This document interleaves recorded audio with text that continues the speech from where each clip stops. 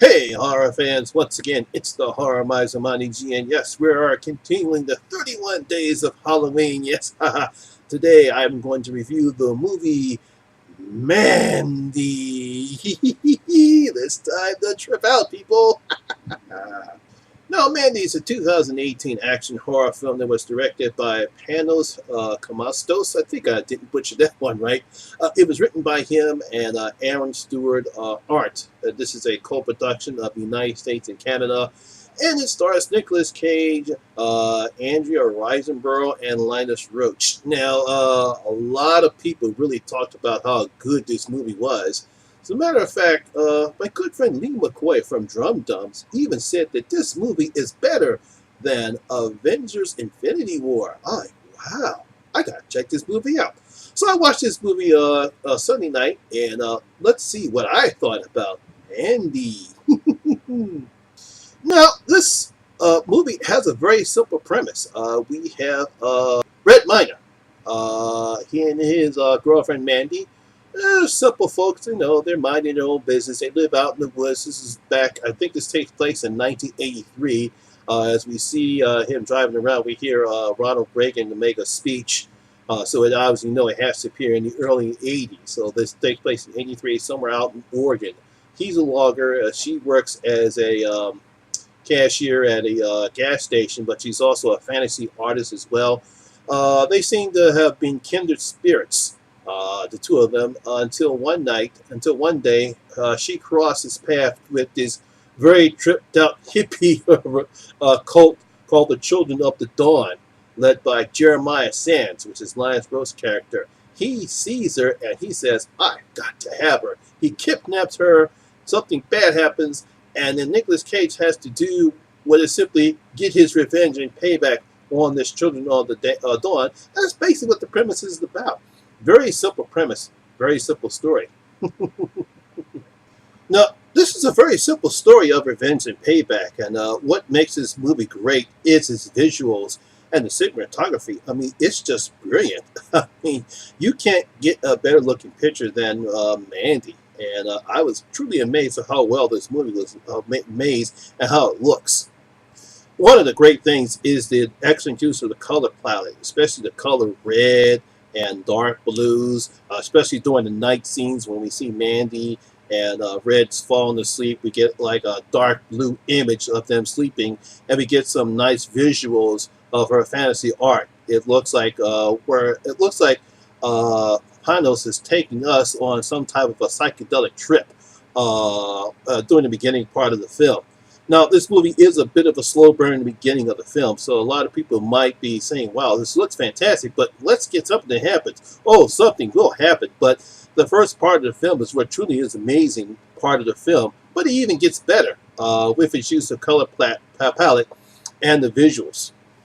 One of the most amazing scenes is when the Children of the Dawn are kidnapped Mandy, and they feed her LSD and a wasp sting, and they take her on this psychedelic trip, and it's just purely amazing scene right there. Fantastic use of how the color splashes in and out from all the, I think, light blue, green, and yellow. It's a fantastic scene. It's like, wow, you're tripping out on that particular scene, and they also amp the voice to make it seem a little echoey, especially when Jeremiah Sands starts talking to Mandy.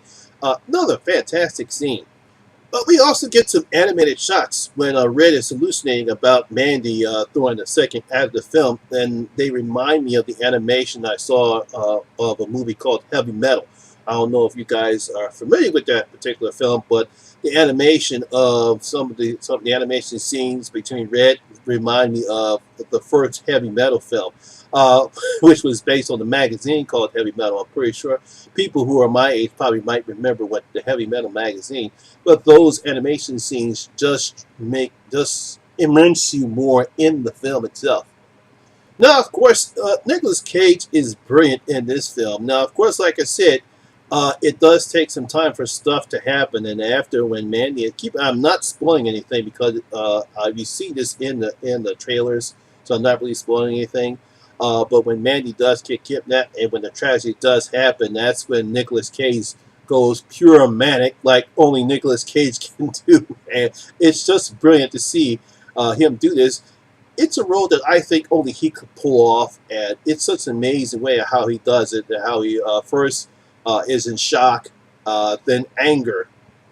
First, we go like this. It go his first he's in shock, then he's sad, and then he's anger. And his only purpose in life right now is to get revenge on the children of the dawn. Another aspect I loved about the film is the demon bikers that we see in the film. They are very well made. I think one sort of looks similar to Pinhead, but the design is great. There are some great special effects in the film as well. Obviously, you have to give credit to his cinematography and how well the film looks and how the great set designs are, and especially, like I said, the demon bikers are just well made, and you got some great practical effects too. And you just gotta love that axe that weapon Nicolas Cage has as he uses. He goes against the children of the dawn. He gets his revenge as well. Another good aspect of the film is Linus Roach, his portraying Jeremiah Sands. I mean, he is truly tripped out in this film. There's one final scene where we just see him and the colors keep flashing, and you can see flashing and going out, and the colors changes colors.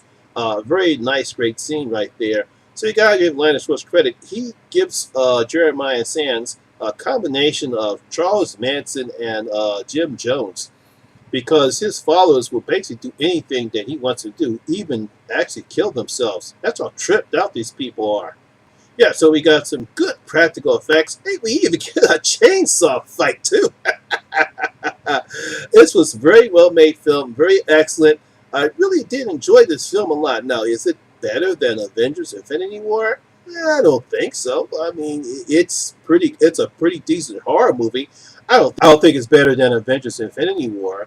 But I do give them credit because just as how well they use color palettes in that movie, especially during the outer space scenes, this movie does give it a run for its money as the color schemes they use in this film.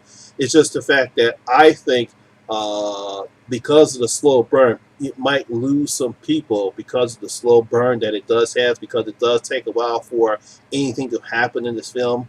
So this film might not be for everybody, but I certainly did enjoy the film, and I highly recommend that you watch Mandy. But this is probably the most trippiest film I've seen since probably The Side of Jacob's Ladder and a movie called Altered States. Yeah, and that movie was strapped out too. So the Horror Miser is going to open up his vote, and I'm going to give Mandy 4 out of my 5 gold coins. Yes, I'm going to give Mandy 4 out of my 5 gold coins. Very enjoyed this film very much, and I highly recommend you see it.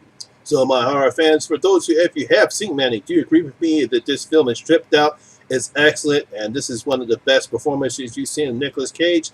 Or do you think this is, it's just too slow, I really didn't like it, it's a huge mess, I got confused? Leave your comments down in your comment section below and tell me what you thought about Mandy. Well, that's my video for today. I hope you guys enjoyed it, and if you did, please give it a thumbs up because it does help the channel out a lot. And once again, if this is your first time here, please hit that subscribe button and ring that notification bell. That way you can come and enjoy the horror experience with me, the Horror Miser Monty G. And as always, all my social media links will be down in the description box below as well. Once again, my name is Lamont Smith, better known as the Horror Miser Monty G. And always remember, horror rules. Yes, right. It's Halloween, people. I'll see you next time. I'm out. 1, 2, let's come for